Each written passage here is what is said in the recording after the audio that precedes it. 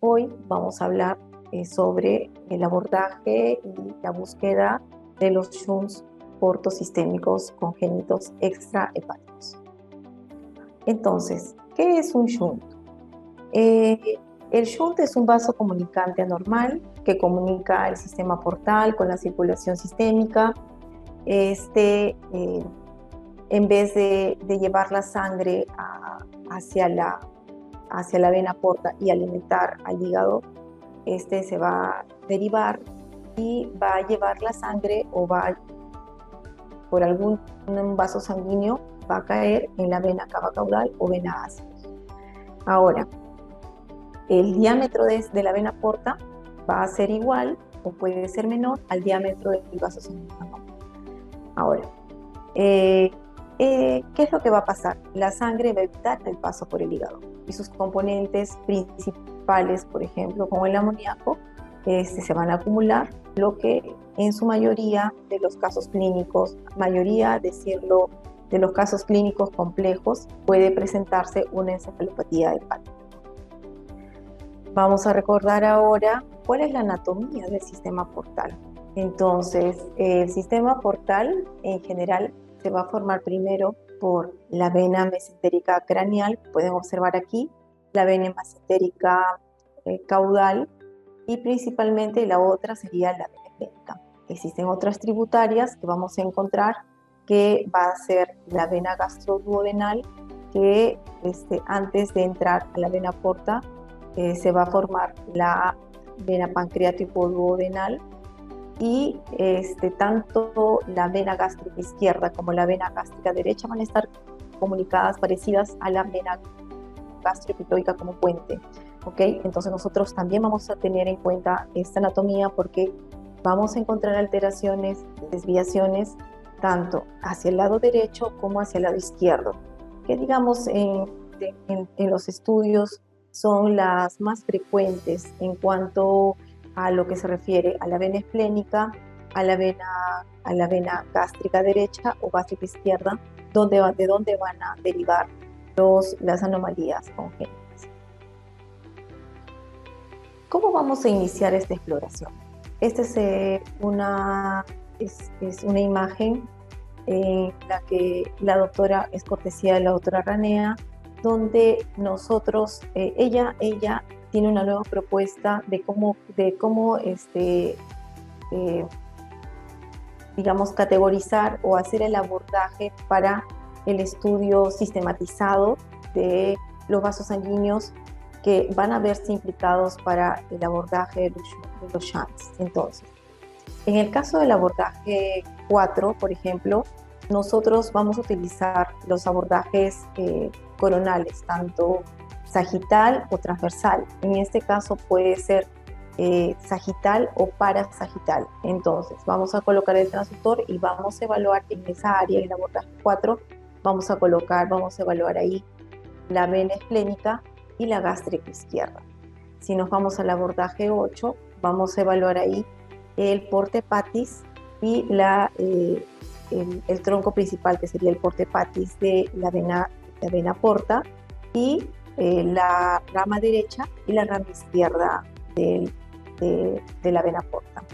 En el abordaje 7, que normalmente ya lo ha dividido como un abordaje paracostal, para llegar, digamos, de la línea del hombro y bajar para poder observar en esa región la vena mesentérica craneal, también la vena porta y la pancreático-duodenal y la vena gástrica derecha.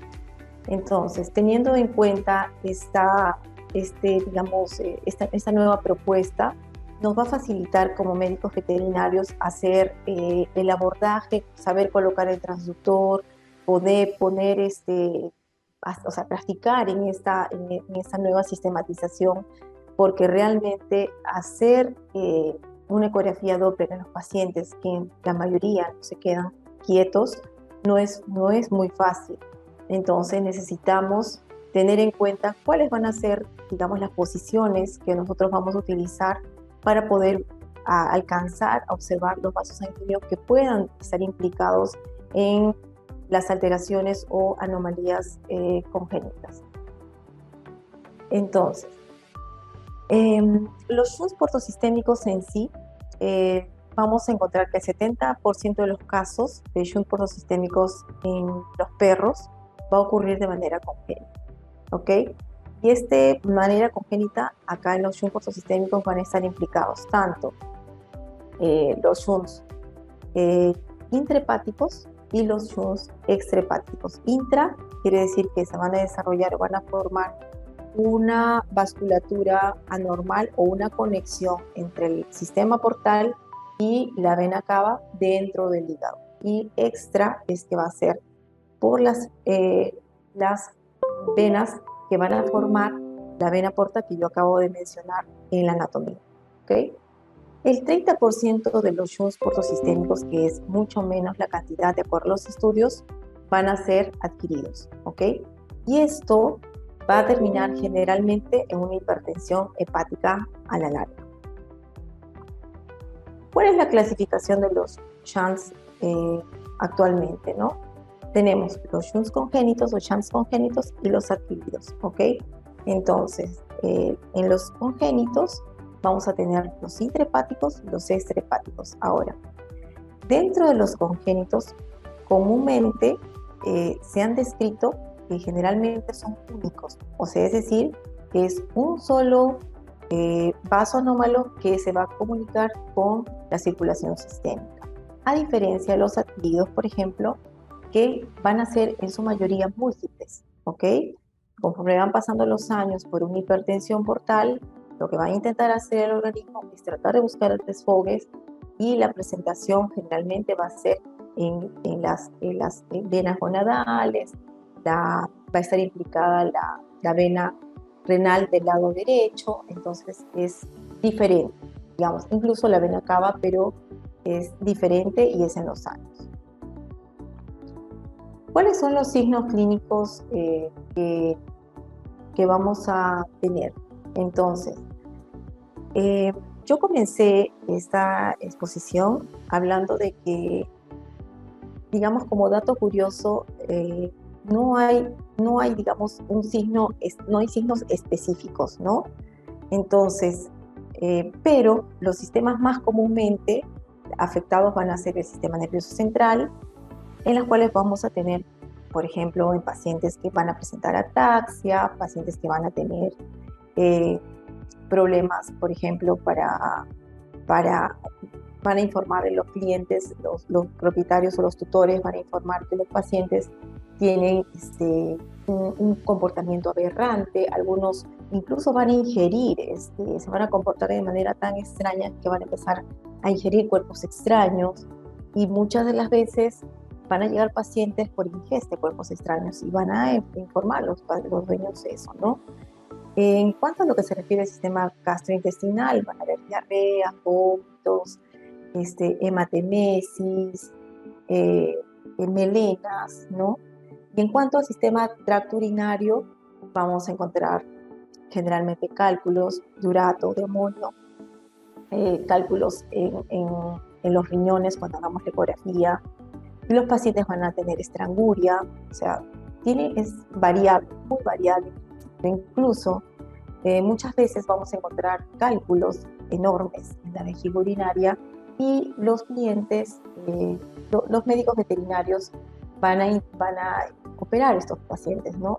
Y al final no es que se van a curar, van a volver a presentar los cálculos porque no se trató la enfermedad, digamos, la causa del problema no se identificó en ese tema, ¿no? Entonces, los estudios demuestran, de acuerdo a este compilado de lo que se presenta más común, que dentro de los casos más difíciles de tratar o los más complejos, va a ser mucho más, la presentación más alta va a ser la afectación del sistema nervioso central, ¿no? Perros que tal vez no presionan la cabeza contra la pared, perros que son idos, son pequeños, son cachorros, tienen disminución en el tamaño en cuanto a la camada, con los hermanos y estos pacientes, digamos, no indican un comportamiento normal, dicen que son más letárgicos, más tranquilos, ¿no? Y más o menos un 38% que van a afectar el sistema gastrointestinal y un 35% el sistema urinario.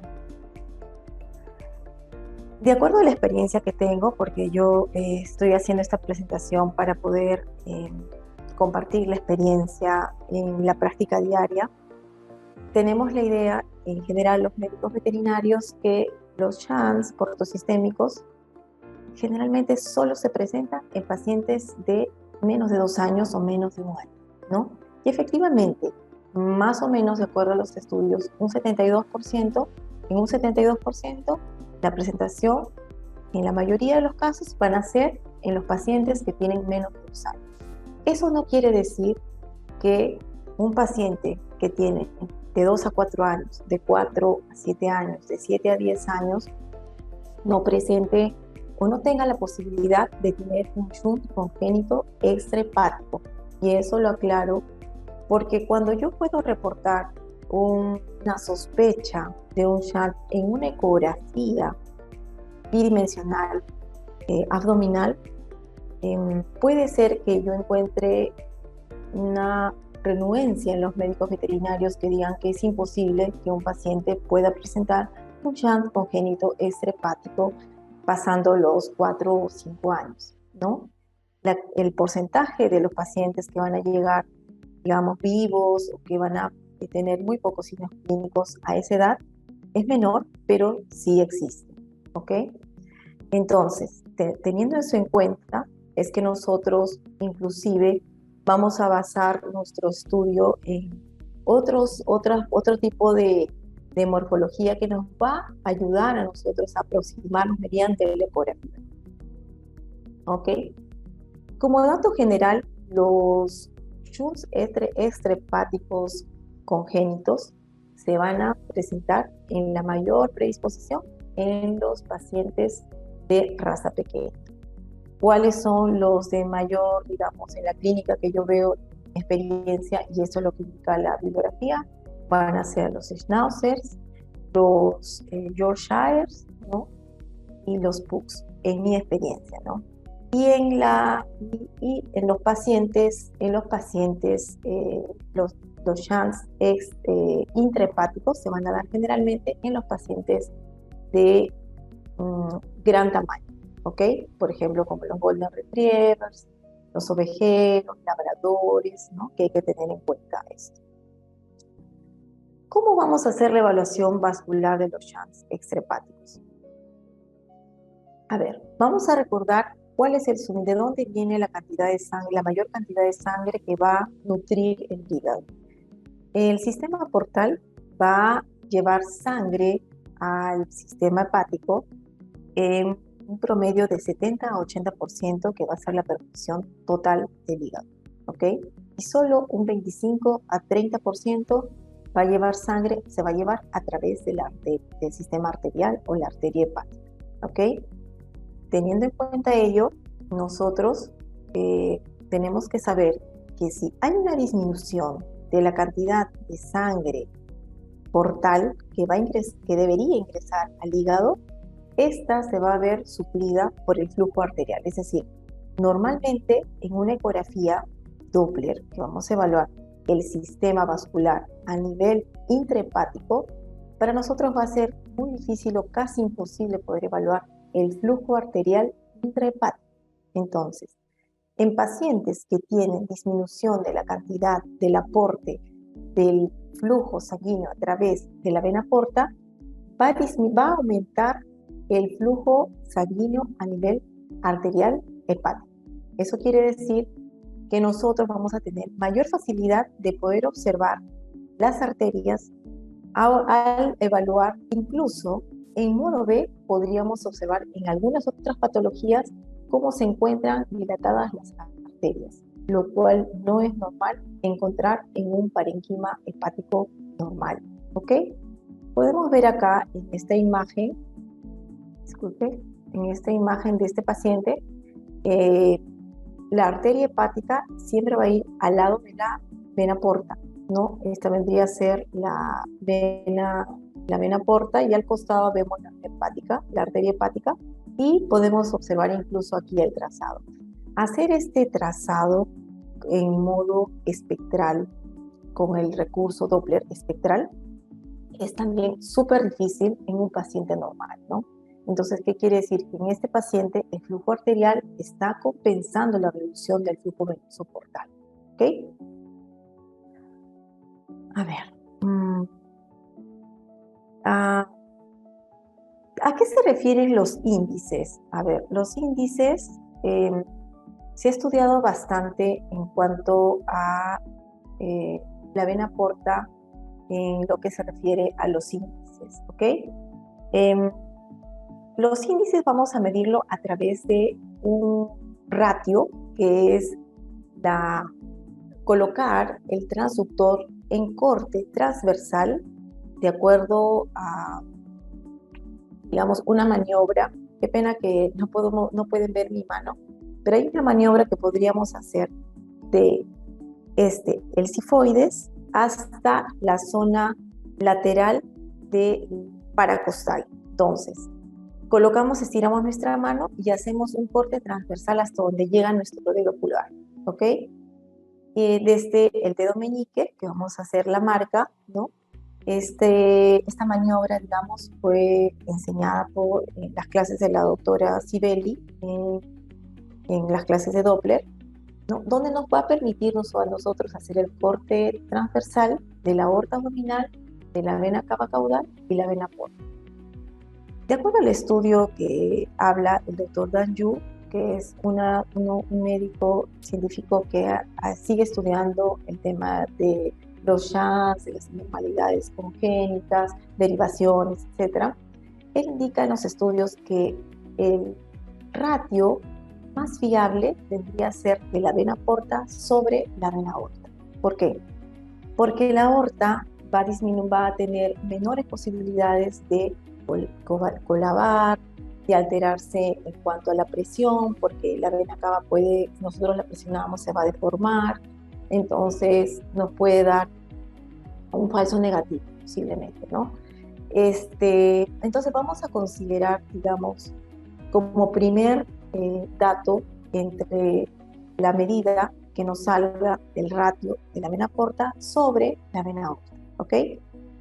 Normalmente se espera que en este ratio sea mayor a 0.75, y en el caso de la vena porta sobre la vena cava sea mayor a 0.8, ¿ok?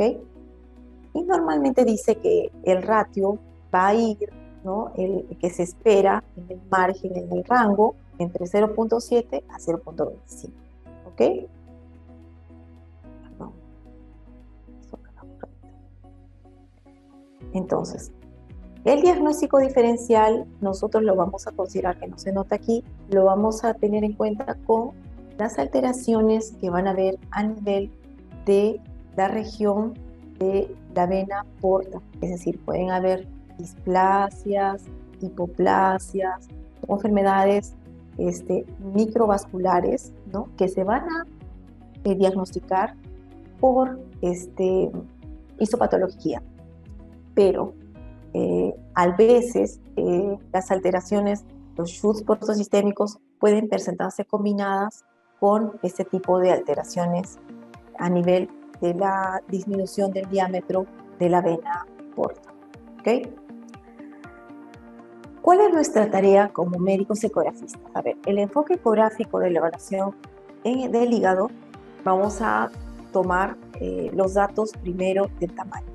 Se dice que el tamaño ecográfico a la hora que nosotros hacemos la evaluación es subjetiva, pero existen algunos datos que en la siguiente diapositiva vamos a evaluar, ¿no? Si comparamos ahorita esta imagen de la derecha, vamos a observar una vesícula biliar aparentemente grande en relación al parénquima hepático que podemos observar en el lado derecho o los lóbulos derechos del hígado, ¿no es cierto? Del lado derecho del hígado, ¿no? Y el lóbulo cuadrado que estaría al costado de la vesícula biliar, ¿no? Entonces se ve una reducción acá, en la pantalla se ve una imagen que está partida en dos y vemos que hay una pobre pobre tamaño de parénquima hepática, ¿no? Un pequeño triángulo se observa acá, y eso me llama la atención porque inclusive tengo dificultad para observar el parénquima hepático, ¿no? Voy a evaluar también los contornos. Podemos observar acá en la segunda imagen, vemos otra vesícula biliar, no es una formación, es decir, una neoplasia por si acaso, ¿no? Y vemos ahí los contornos súper irregulares, incluso yo puedo observar acá otro lóbulo muy chiquitito con los contornos súper irregulares, ¿no? Vamos a considerar, por ejemplo, la extensión caudal respecto al arco costal del riñón derecho, ¿no? Que sobresale discretamente, ¿no? Y la otra vamos a observar la distancia que existe en el estómago, que debería estar vacío en cuanto al lóbulo izquierdo, ¿no? Es decir, que no sobrepase exageradamente. Entonces, digamos que estas consideraciones vamos a tener en cuenta para evaluar el tamaño, el contorno, la forma, como desde el punto de vista del enfoque ecográfico, morfológico, para la ecografía bidimensional que tiene que ser bien realizada. Entonces, ¿cuáles son las variaciones? Resulta que nosotros vamos a evaluar perros de diferentes tamaños y razas, ¿no? Y en cuanto a ello, vamos a tener una diferente conformación de los cuerpos, ¿no? De la forma de los perros, ¿no? Si hay una micropatía o una microhepática, vamos a observar un tamaño, digamos como que el vaso estuviera desplazado cranealmente, ¿no? Como que está invadiendo la zona del lado izquierdo del hígado, ¿no?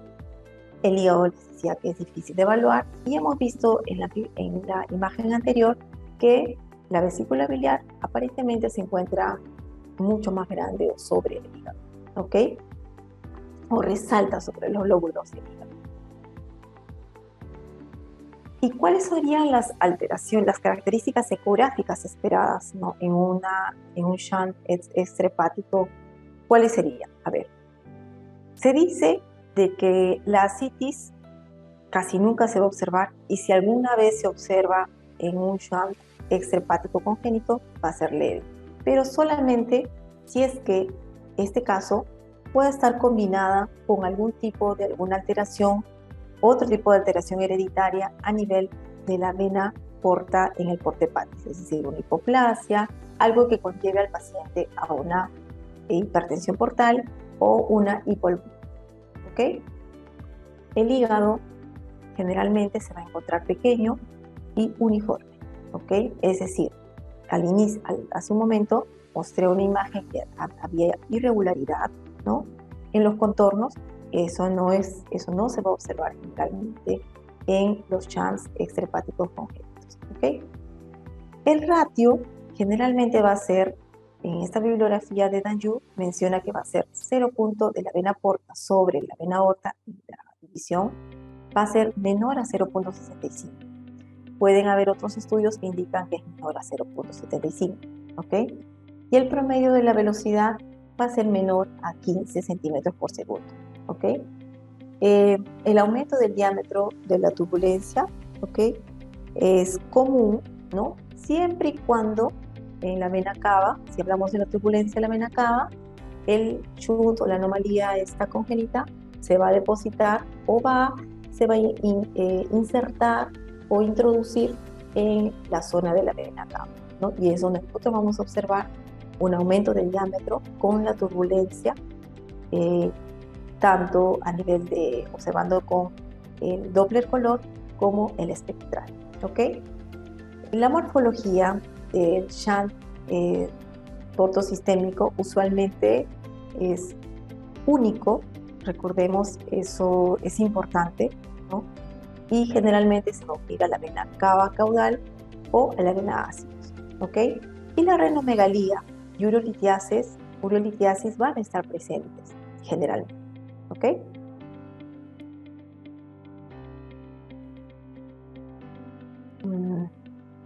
¿Cómo es el flujo de la vena porta?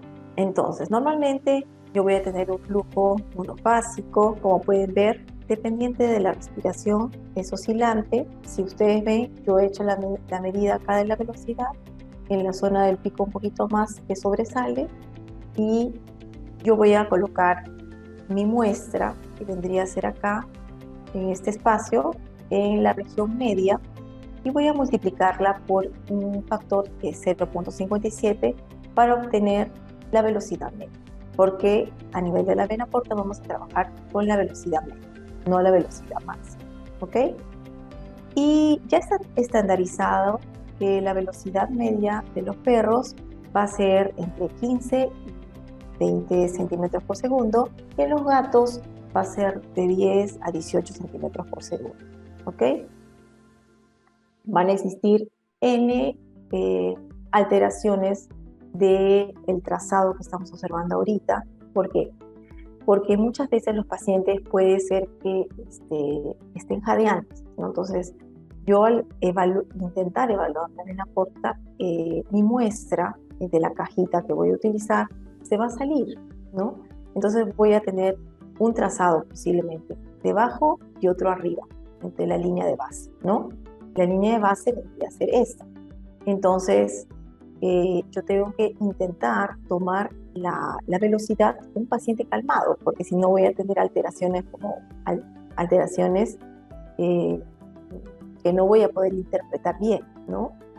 O también puede ser que yo tenga un flujo retrógrado en la vena porta, porque es posible que el parénquima hepático ya no esté resistiendo, es decir, ya no reciba la cantidad de sangre porque está fibrosado, porque hay otro tipo de patologías dentro de los sinusoides, ¿no? Y el flujo se me haga retrógrado, entonces yo voy a también observar un flujo anormal, un trazado distinto. Entonces eso juega un papel importante para la interpretación de estas rúbricas o signos clínicos que estoy viendo. Vamos a pasar ahora a la parte de los casos clínicos. Tengo un caso, por ejemplo, de un paciente de 3 meses, Sparky, que presentó, digamos que los signos clínicos de este paciente era que el paciente se encontraba letárgico, ¿no? Era el más pequeño de la camada, la dueña lo había adoptado a los 3 meses de vida, Schnauzer, y lo que sospechaban era que tenía un tema hepático, porque las químicas sanguíneas habían salido elevadas a nivel de la bioquímica, ¿no? Las químicas hepáticas, ¿ok? Entonces, cuando se hizo la primera evaluación, que fue en septiembre del 2021, observamos que ya hay un hígado pequeño con un paciente de 3 meses, ¿no? Vemos que hay un aumento del diámetro de la vena porta, porque efectivamente es en el lugar donde se va a encontrar la anomalía congénita, y vemos que hay un vasito que está ingresando a esa altura, ¿no? Entonces, ¿qué otros hallazgos vamos a encontrar? Entonces, hacemos el corte transversal, hacemos la medida de la vena porta, vena cava y aorta, y encontramos que los índices que hemos hablado, la vena porta sobre la vena cava o la vena porta sobre la aorta, están disminuidos, ¿ok? Entonces, de acuerdo a la bibliografía, este es un dato que nos puede ayudar para poder acercarnos al diagnóstico ecográficamente hablando, ¿ok? Al uso de recurso Doppler color podemos observar, la imagen no es limpia, les comento por qué, porque el paciente normalmente no es fácil de tenerlo tranquilo. Y hago hincapié en esto porque si ustedes pueden observar, el color azul acá es de la vena porta y este es el vaso que está ingresando en rojo porque se está acercando hacia el transductor, ¿no? Y cuando señalo con la flecha el shunt, veo de que hay un mosaico de colores aquí, ¿no? Entonces, ¿qué quiere decir eso? Que no, acá la velocidad ha variado, ¿no? Entonces hay una turbulencia, una pequeña turbulencia en esa región, y en las cuales yo me concentro y digo, acá no es normal, ¿no? Cuando hago la medición en el modo B también puedo observar e incluso medir cómo es que está abocando o desembocando ese vaso sanguíneo anormalmente hacia la circulación sistémica, ¿ya? Ahora, juega un papel muy importante que nosotros sepamos usar los recursos del Doppler color, Doppler pulsado, porque nosotros vamos a manejar el PRF, vamos a manejar las ganancias para poder obtener una buena imagen y no obtener, digamos, un tema de aliasing o un tema de un artefacto, ¿no?, que pueda simularse un shunt.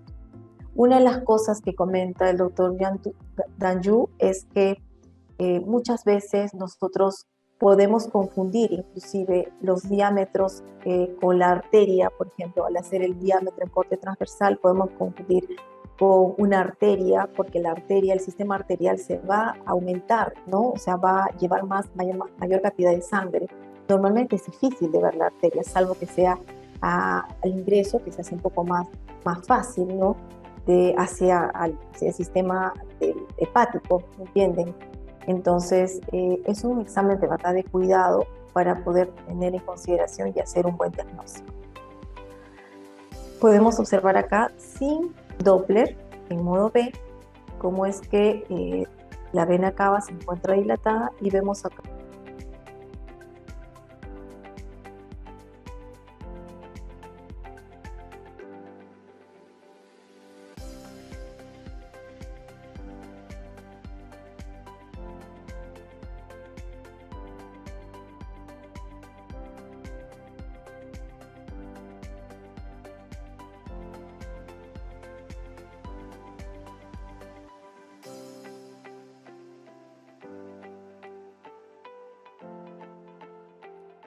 con la ecografía después de la cirugía, ¿ok? Y si ustedes pueden observar digamos, prestamos atención, porque este paciente fue operado el año pasado, pueden observar que hay una discreta cantidad de líquido libre, ¿no? Eso significa que nosotros estamos empezando a ver, inclusive si comparamos con el anterior, a pesar que es el otro ecógrafo, podemos observar que hay un leve aumento de la economicidad. Y el paciente, felizmente, que todavía se encuentra estable, a pesar de presentar vómitos esporádicos, ¿no? Ahora, ¿qué quiere decir esto? Según la bibliografía, dice que lo ideal, nosotros, los cirujanos, después de que, bueno, los médicos ecografistas que hacemos Doppler y diagnosticamos este tipo de patologías y después son llevados a cirugía, lo ideal sería tomar una muestra de tejido hepático. ¿Por qué motivo? Porque la única forma de diagnosticar las enfermedades de displasias o a nivel de los sinusoides hepáticos es mediante la biopsia, ¿ok? Hay un pequeño porcentaje de pacientes, muy pequeño, que van a presentar estas dos patologías juntas, tanto los shunts hepáticos como la alteración de enfermedad, alteraciones a nivel de la vena porta, ¿ok? Entonces, este caso, por ejemplo, no ha pasado un año, estamos viendo líquido libre. Yo comenté al inicio de que no es común observar líquido libre, salvo que ya empiece a haber una hipertensión portal por otro tipo de causas, ¿no? Y las hipertensiones portales van a conllevar a tener unas alteraciones van a provocar los shunts adquiridos, ¿no? Entonces, y también cuando hacen las cirugías, digamos que cuando hacen la anastomosis, no es una anastomosis total, ¿no? Es más o menos parcial, o utilizan los anillos lameroides para que esto se haga paulatino, ¿no? No es que se cierra el conducto de la cirugía el mismo día, porque también va a ocasionar una hipertensión portal. Entonces, es paulatino lo que se utiliza, ¿no? Lo que hacen los cirujanos. Entonces, el tratamiento de esto es, el paciente está bien, o sea, está equilibrado, pero vamos a seguir observando cómo es que desarrolla, porque a mí me llamó muchísimo la atención que haya presentado líquido libre en el control a los 9 meses de vida. ¿Ok?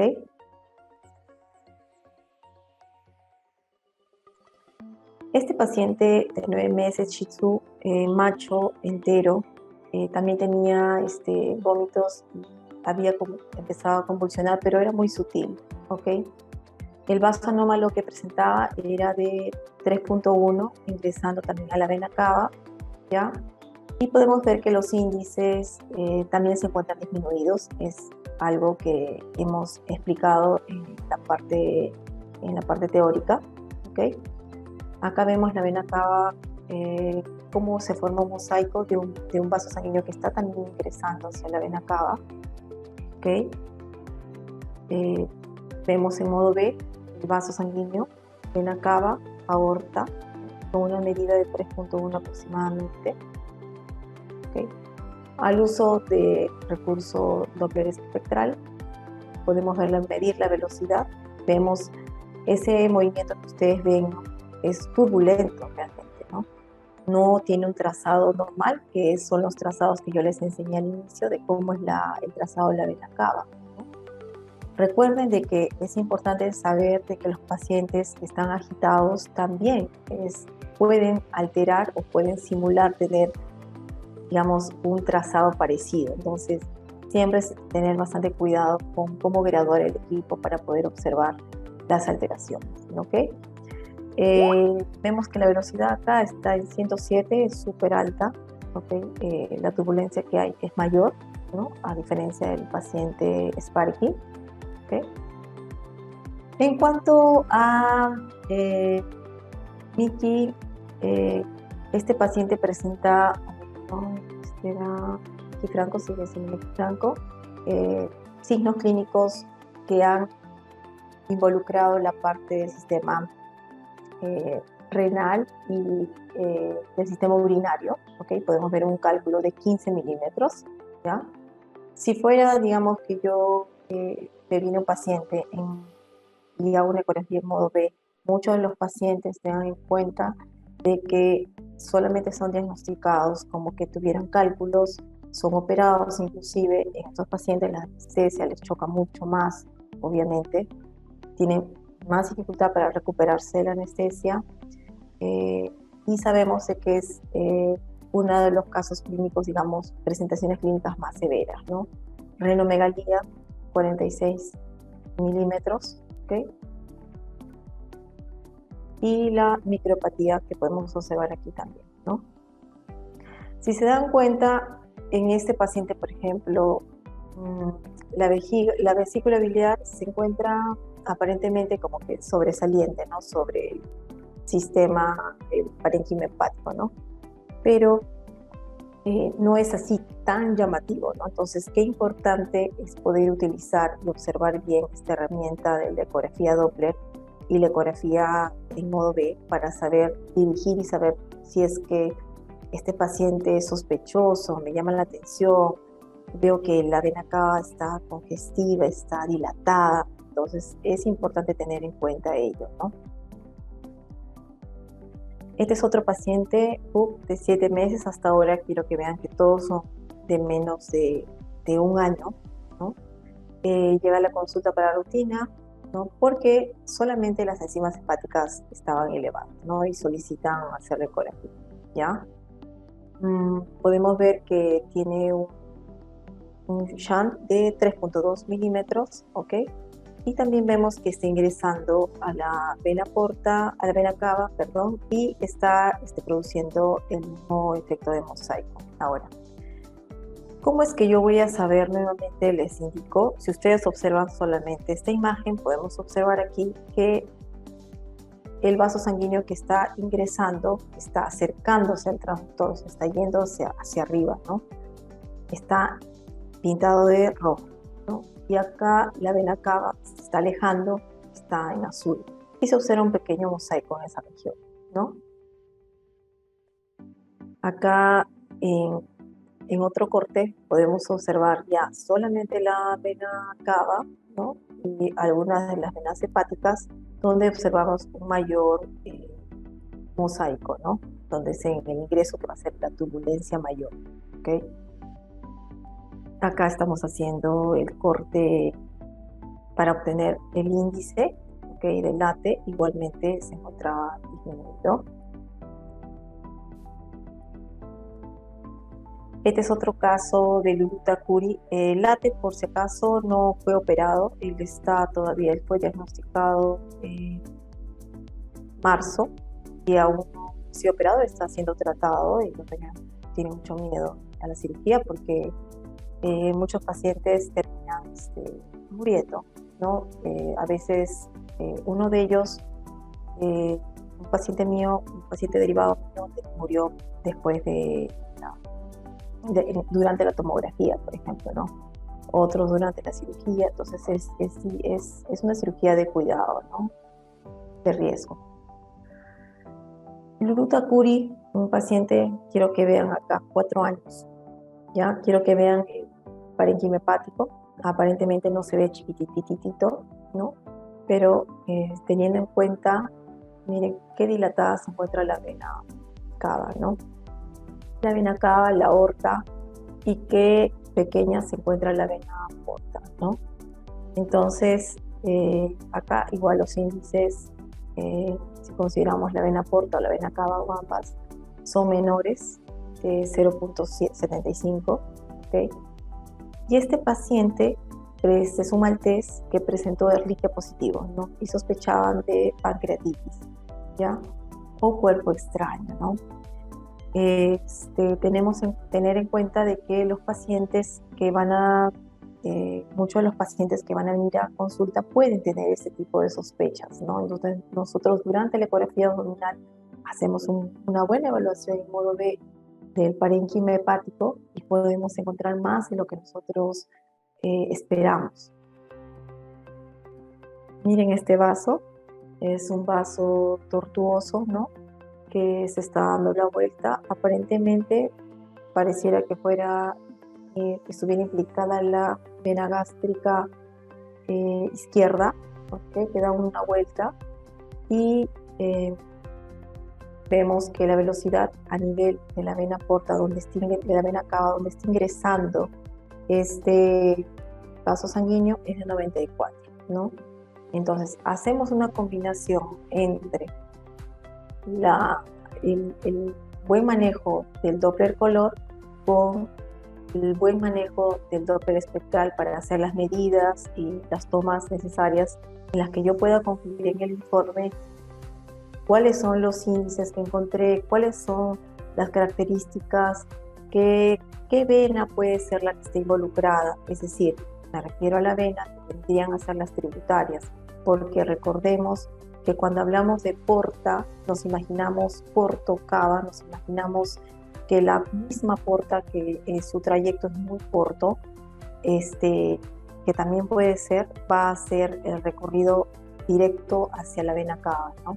Pero recuerden que la vena porta tiene otras venas precursoras, o sea, formadoras de la vena porta, ¿no? Entonces, estas formadoras de la vena porta, estas tributarias, vena mesentérica craneal, vena mesentérica caudal, la vena esplénica, la vena gastroduodenal, gástrica derecha, gástrica izquierda, pueden estar implicadas en las malformaciones de los shunts o shunts extrahepáticos congénitos. ¿Estamos claros? Entonces es muy importante conocer la anatomía y saber cuál puede ser la mayor aproximación que le podríamos dar al médico para que pueda realizar un buen abordaje, ¿no? El diámetro de la vena me parece que era de 0.5 o que era un poco más grande, ¿ok? Miren, ya, si podemos observar acá este trazado, podemos observar que ya hay aumento de la cantidad aumento del flujo sanguíneo arterial dentro del parénquima hepático, ¿ya? El flujo sanguíneo portal en un paciente con shunt extrahepático congénito va a ser difícil de ver. Recuerden que nosotros al observar el parénquima hepático normal, vamos a evaluar la pared de la vena porta, que siempre va a ser más hiperecogénica y va a resaltar sobre el parénquima hepático, ¿no? Y si observamos en estas diapositivas, en estas imágenes que tenemos de estos pacientes, vemos de que no hay una fácil visualización de las ramas de los vasos portales, ¿no? ¿Ok? En este paciente, ¿por qué llego a medir acá la arteria? Hablamos de un paciente de 4 años, entonces la cantidad de sangre que tiene que, digamos, suplir, que tiene que llevar, ha incrementado, ¿no?, en el sistema arterial para tratar de alimentar y llevar la cantidad de sangre al hígado, ¿no? Por ejemplo, si ustedes me dicen, pero mira, Lulú no ha presentado convulsiones, no tiene signos neurológicos, y se dan cuenta, ¿no? Los vómitos, actualmente a los 4 años tiene vómitos continuos, ¿no? Es positivo a Ehrlichia, ¿no? Y sospechan de pancreatitis y cuerpo extraño, ¿no? Entonces, o sea, hay bastante, digamos, por tener en cuenta en la gran gama de variabilidad en cuanto a los signos clínicos que pueden haber, porque son inespecíficos. O sea, si a mí me dicen, oye, sospecho cuerpo extraño, pancreatitis, generalmente mitad de esa no va de que voy a hacer la búsqueda de un cuerpo extraño, porque es algo muy inespecífico, ¿no? O sabes que el paciente está vomitando, lo mismo, ¿no? O el paciente está orinando con sangre, igual. O sea, pueden estar involucradas otro tipo de enfermedades, ¿no? Entonces, adicionalmente, nosotros no nos basamos solamente en la ecografía, porque nosotros hacemos la medición, derivamos o sugerimos hacer la medición de los ácidos biliares, del amoníaco, y teniendo en cuenta que por experiencia y por los estudios, el amoníaco, digamos, que va a ser más específico para poder evaluar o, digamos, ayudar o aproximarnos al diagnóstico, ¿ya? En relación, por ejemplo, a los ácidos biliares, porque los ácidos biliares van a elevarse no solamente por problemas de chances hepáticos congénitos, sino también por cualquier enfermedad hepática. Entonces, digamos que es más específica, pero para determinar si es que el hígado tiene alguna alteración, una disfunción hepática, a pesar de que tal vez la LT, la ST, la TGO ha salido normal, ¿no? Entonces, pero el amoníaco o sea, tiene un margen, digamos, de la disminución de la especificidad si es que el paciente, por ejemplo, ha sido sometido a muchas horas de ayuno o le han dado una gran cantidad de lactulosa.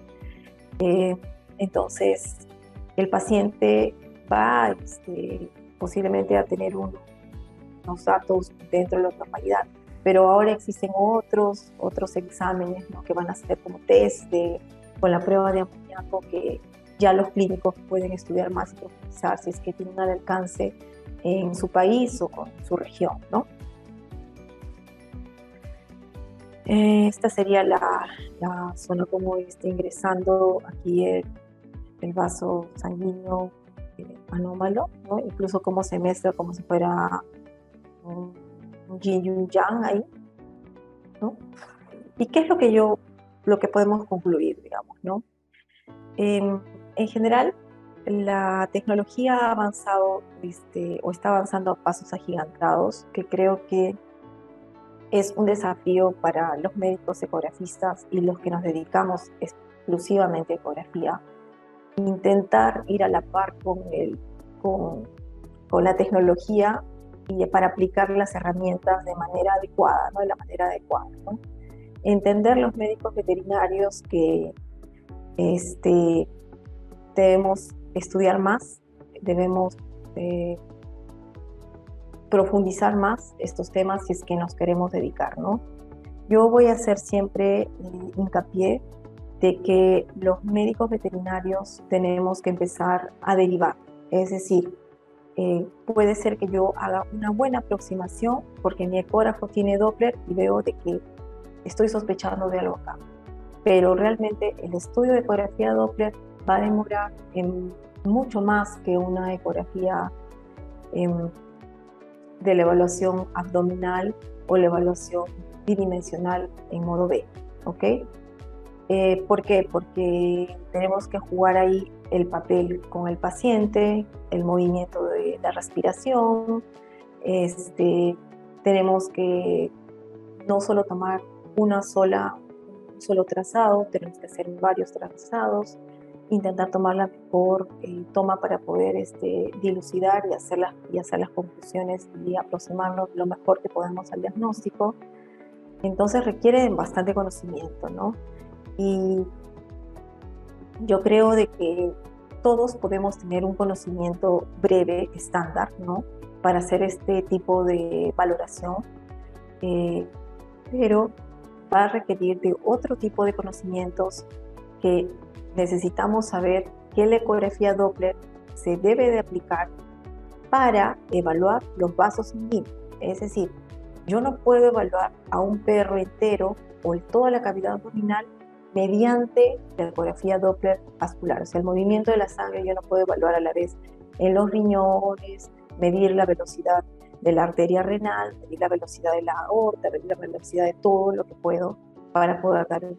Entonces, creo que estamos en la etapa de estandarizar este tipo de exámenes y en esta ponencia, en esta clase, estamos hablando de la ecografía o la aproximación al diagnóstico mediante la ecografía Doppler, utilizando la ecografía Doppler para poder obtener información que nos pueda a nosotros ayudar y llevar a saber qué vamos a hacer con el paciente, si es positivo, es sospechoso o es concluyente, ¿ok?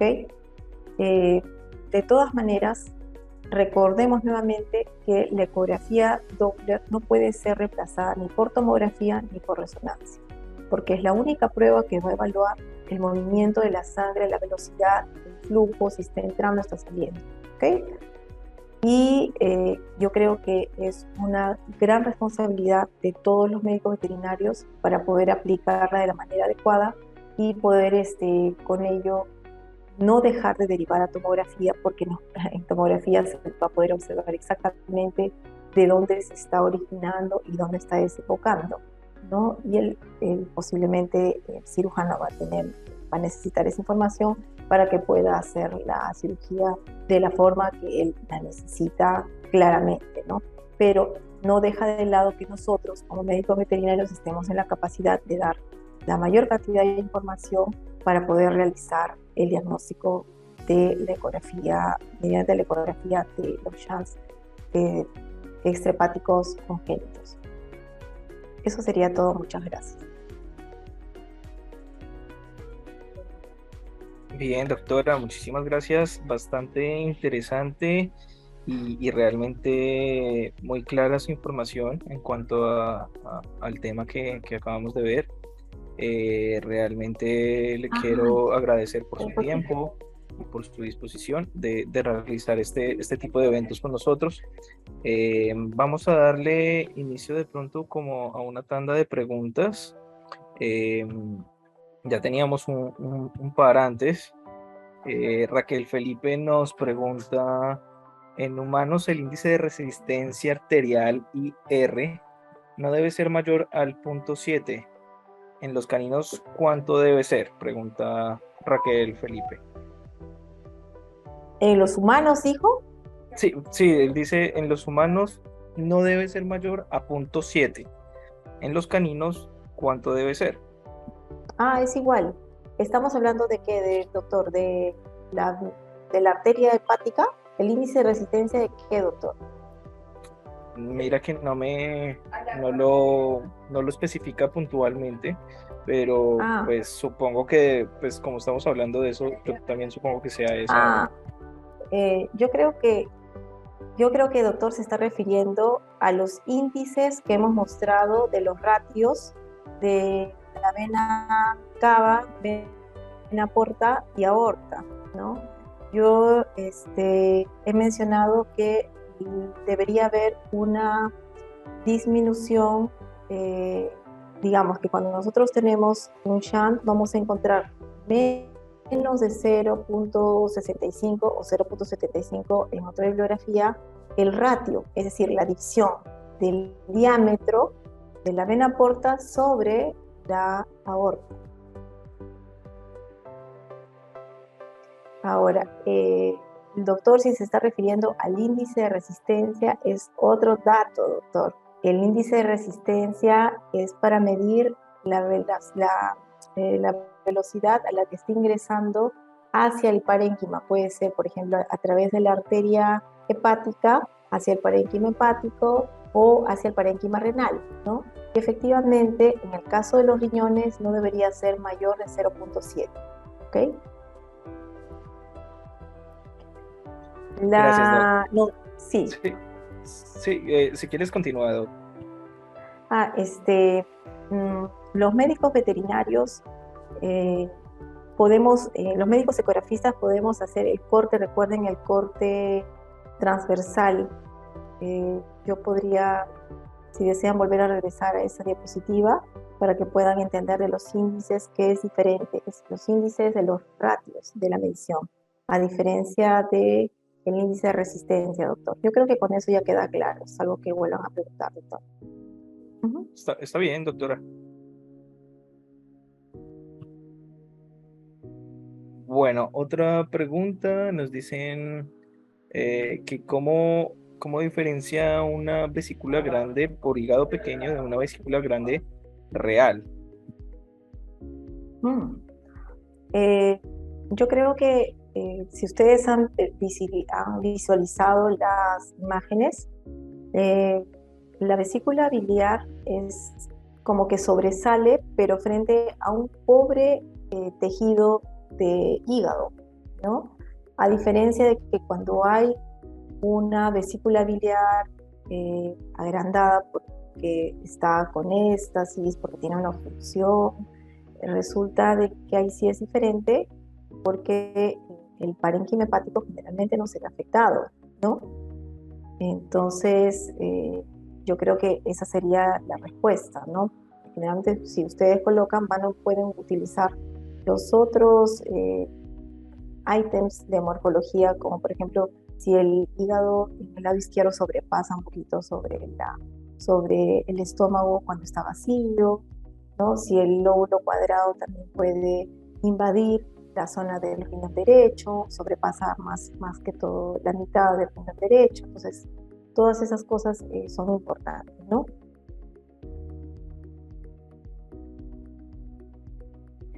Bien, Doc.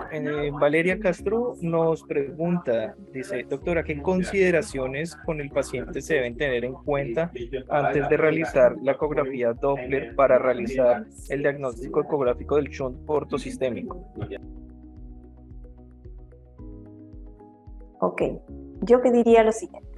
Las consideraciones primero, como médicos ecografistas en modo B, realizar una buena evaluación de la ecografía en modo B del hígado, considerando morfología, forma, tamaño, ecogenicidad,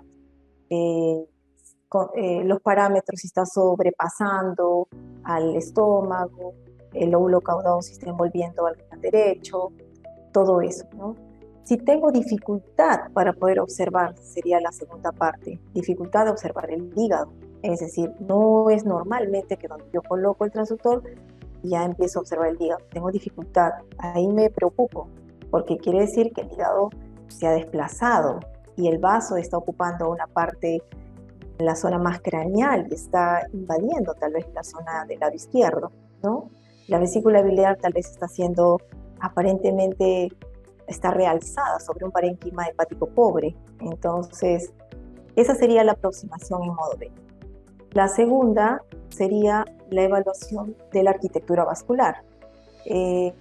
Yo normalmente tengo estandarizado, si yo ya hago ecografías, yo puedo evaluar que los vasos portales los voy a observar un poquito más hiperecogénicos sobre el parénquima hepático, ¿no? Y resulta en este caso de que voy a tener dificultad para observar los vasos portales, ¿no? En modo B, hablando solo en modo B, ¿ok? Entonces, si utilizo la ecografía Doppler color, voy a tener también dificultad para observar, ¿no? Incluso realizar el ratio en hígados muy pequeños, el índice del ratio, para obtener, disculpen, el valor que me va a dar el ratio de la vena porta sobre la aorta, va a ser muy difícil porque está tan chiquita la vena porta que voy a tener esa dificultad, ¿no? Entonces ahí me voy yo a la vascularización extrahepática, ¿no? Que sería procurar la vena esplénica, la vena gástrica, la vena gástrica derecha, gástrica izquierda, y intentar buscar por dónde puede estar este vaso que generalmente son tortuosos, ¿no? Bien, bien, Doc.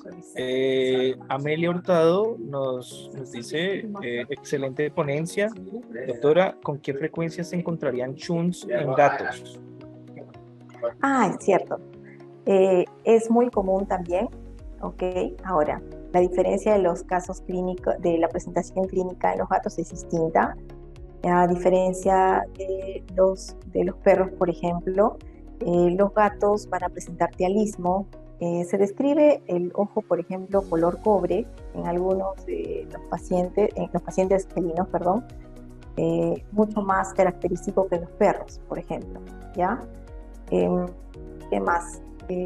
No hay esa presentación clínica como en los perros, por ejemplo, de las manifestaciones neurológicas, gastrointestinales es mucho más disminuido, que es más sutil, más escondido, digamos, ¿no? Pero la aproximación sería, digamos, ecográfica, ¿no? En este caso. Bien. Ángeles Vázquez nos pregunta, buen día, doctora, muchas gracias por la plática. Estoy en mi tiempo de clase de posgrado y vi su práctica con mis alumnos. Bendiciones desde México. Atentamente, Ángeles Vázquez. Ok. Ay, qué bueno, gracias. Bueno, nos preguntan, ¿es importante el uso de equipo veterinario para realizar este tipo de mediciones? ¿Es mucho más acertada la data que se obtiene a diferencia de usar un equipo humano?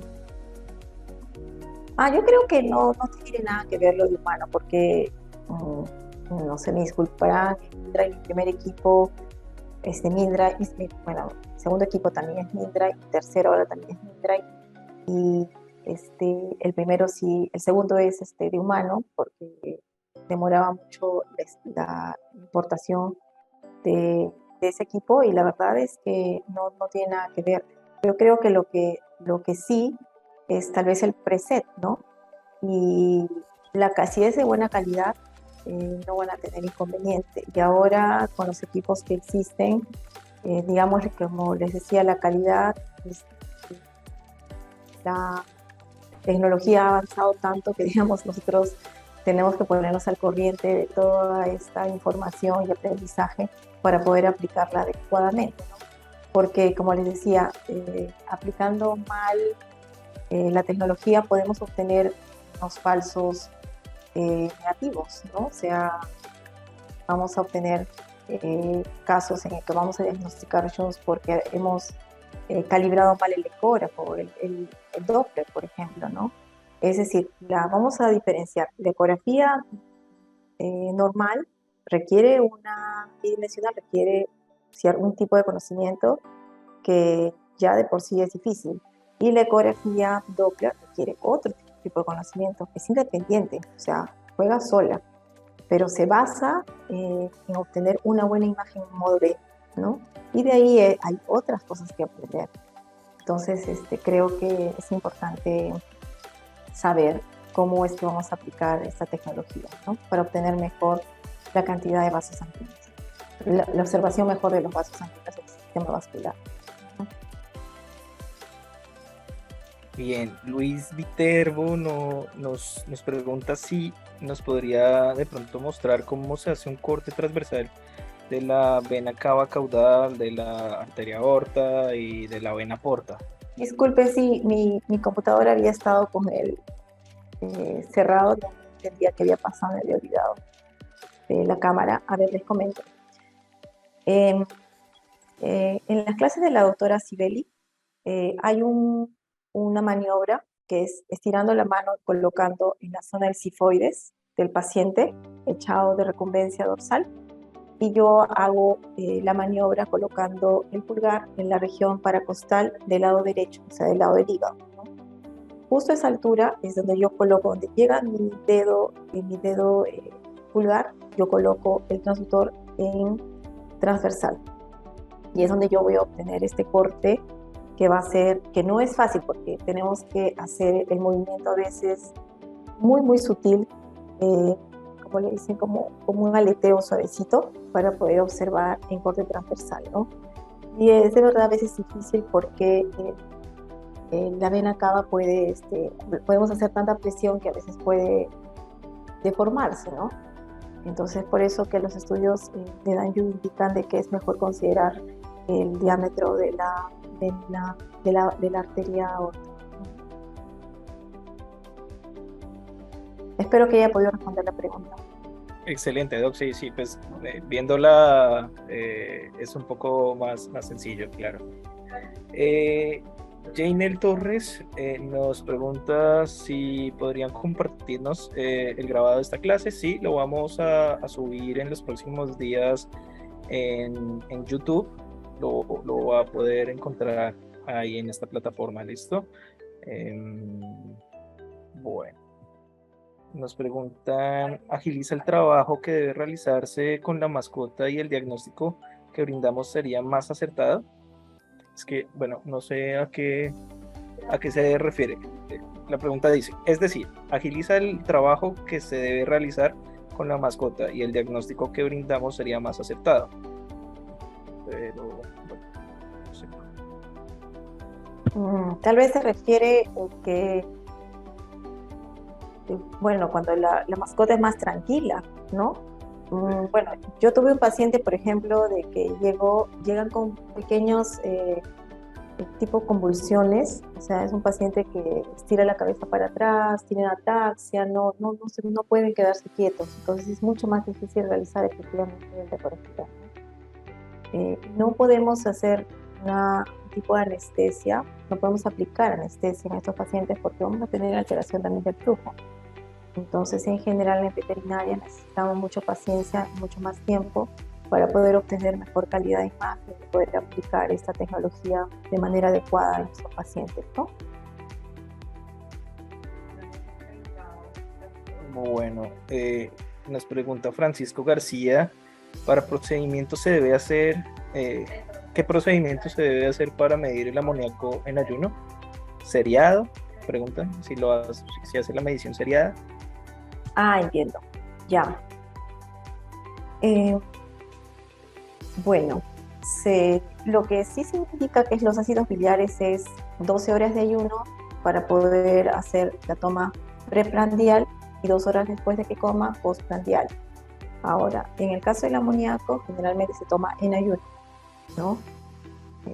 Pero la bibliografía indica de que puede ser de que, o sea, el paciente ha recibido muchas horas de ayuno, ¿no? Y esto puede dificultar o puede enmascarar posiblemente que te salga como si estuviera normal, ¿no? Pero en general, ustedes pueden buscar esa información. Hay mucha más información de este tipo de test que es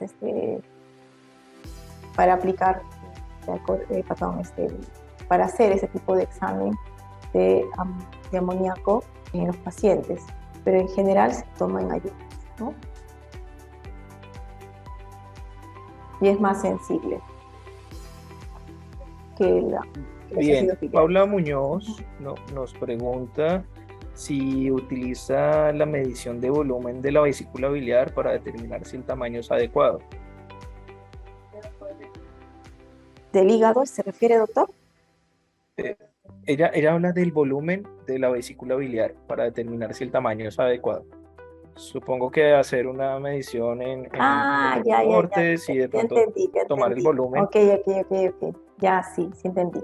Mira, no está indicado en la bibliografía, no, yo no he leído nada que tenga que ver con el volumen, que me voy a basar en base al volumen para saber si el hígado está disminuido de tamaño o no. Realmente es subjetivo. O sea, toda estas preguntas que nos llevan a cuestionar mucho más y saber si el tamaño de la vesícula biliar o el volumen puede estar así o así. Yo creo que no tiene que ver tanto con la vesícula biliar, sino tiene que ver con el pobre tamaño del hígado. O sea, el tamaño del hígado está muy pequeño. Si recordamos la anatomía, ustedes observan recuerdan las imágenes que hemos visto, el espacio que hay entre el óvulo, digamos, no debería estar tan pegado hacia la derecha, ¿no? Porque el óvulo hepático, el óvulo derecho, estamos hablando del óvulo lateral derecho, medial derecho, y el óvulo cuadrado, no debería estar tan cerca, ¿no? Hacia el óvulo derecho. Si se observa, si recuerdan las imágenes, el, el, la vesícula biliar se ve como que perteneciera prácticamente a los lóbulos del lado derecho. Entonces, no se trata de la vesícula biliar, sino es como que algo que sobresale y resalta, ¿no? Un órgano que resalta sobre un pobre tejido hepático, ¿no?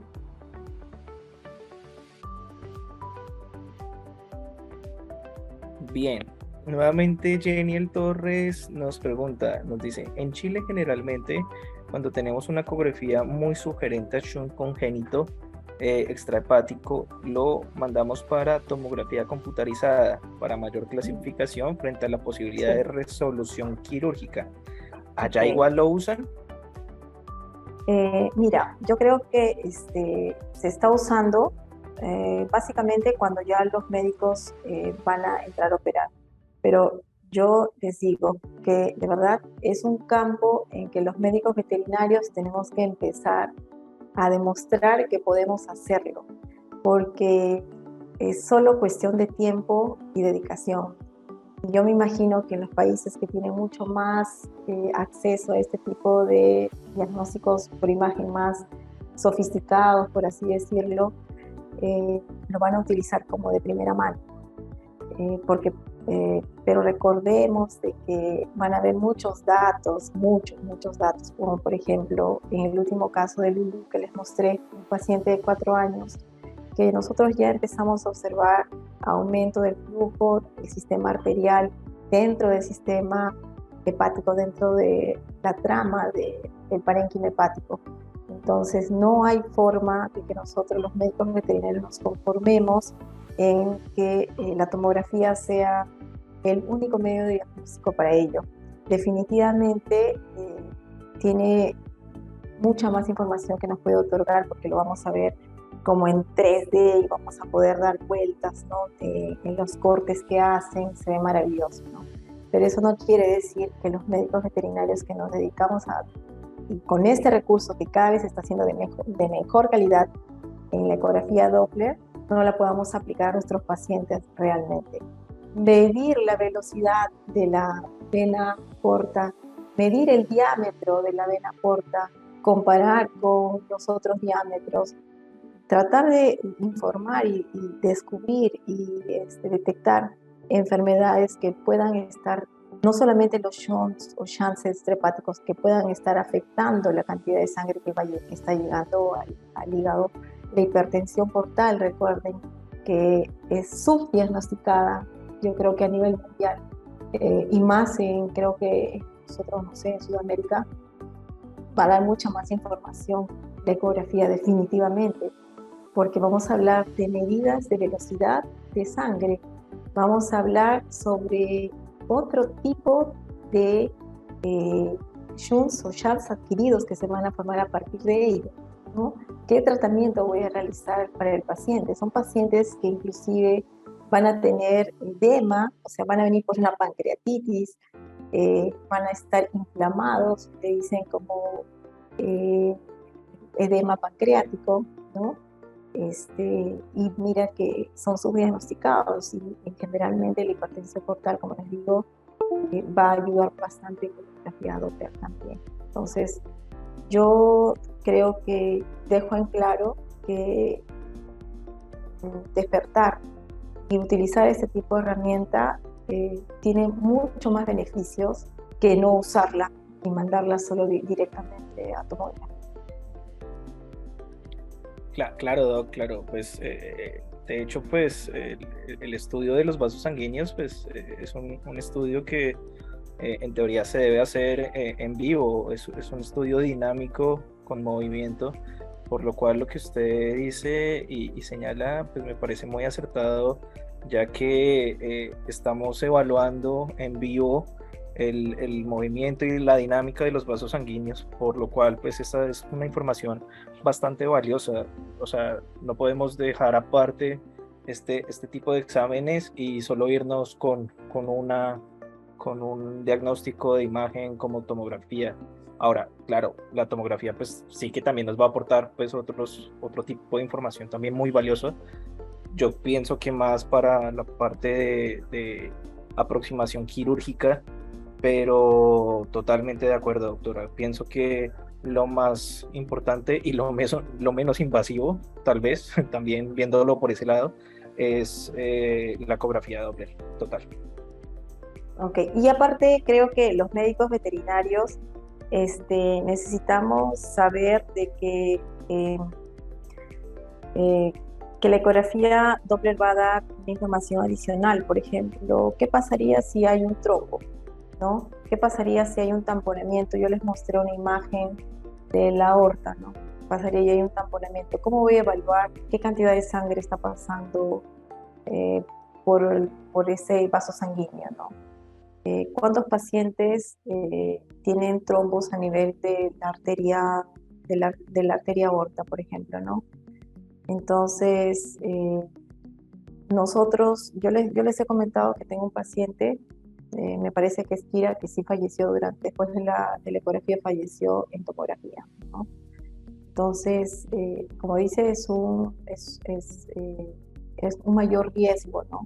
Someter al paciente porque va a tener que sedar, tiene que probablemente ponerle la sustancia de contraste, ¿no? Incluso en medicina, para nosotros, nos hacen firmar un documento y decir que si pasa algo, tienes alguna alerta, lo que fuera, o sea, te haces tú mismo responsable, ¿no? Entonces, yo creo que va a aportar bastante. Y recordemos bastante que nosotros estamos comenzando, me refiero comenzando porque en medicina humana existen profesionales que se dedican a Doppler todo el día. Es decir, no por ello ellos han quedado sin trabajo o los han excluido porque ahora existe mayor tecnología en tomografía o resonancia, ¿entienden? Entonces, creo que tenemos que cambiar ahí un poco el chip porque nosotros ya deberíamos empezar a pensar que cada persona, nosotros no tenemos una escuela como en medicina humana que hacemos una residencia acá en Sudamérica, pero ya existen lugares donde podemos estudiar y podemos profundizar ese tema, ¿no? Entonces, no por ello los médicos de medicina humana se quedan sin trabajo y no dejan de utilizar el Doppler o porque ya avanzó tanto la tecnología, porque ellos están mucho más avanzados que nosotros, ya han dejado de utilizar equipos ecográficos, ¿no? Y no es así, al contrario. La tecnología incluso para ellos ha avanzado mucho más y tienen mucho más facilidad para poder observar mejor las patologías o, por ejemplo, pacientes con trombos, ¿no? Que son mucho más frecuentes en ellos. Bien, Doc. La última pregunta de Valeria Castro nos dice, ¿se recomienda que el paciente esté en ayuno para hacer la ecografía Doppler para el diagnóstico de Shunt Ah, portosistémico? creo que sí, creo que sí. Como no es una clase desde el inicio, obviamente, sí, gracias por la pregunta. Nosotros necesitamos que el paciente tenga un ayuno, puede ser hasta de 18 horas. Recuerden que los vasos sanguíneos normalmente no tienen una posición, digamos, exacta, tal vez como el riñón, que uno ¡pum! Pone y ya lo encuentra, ¿no? O el hígado, ¡plac! Y ya está, ¿no? O la vejiga, ¿no? Eh, Están generalmente yendo contorneándose, yendo al costado de los órganos, ¿no? En ese caso, sí se necesitaría que el paciente esté en ayunas porque, por ejemplo, si yo quiero tener un abordaje que les mostré de la sistematización de la doctora Ranea, y yo quiero hacer el abordaje 8 que esté en el medio, justo a nivel de, de el medio del paciente, entonces yo coloco el transductor y voy a ver puro gas, porque por ejemplo ahí también va a estar el hígado, ¿no?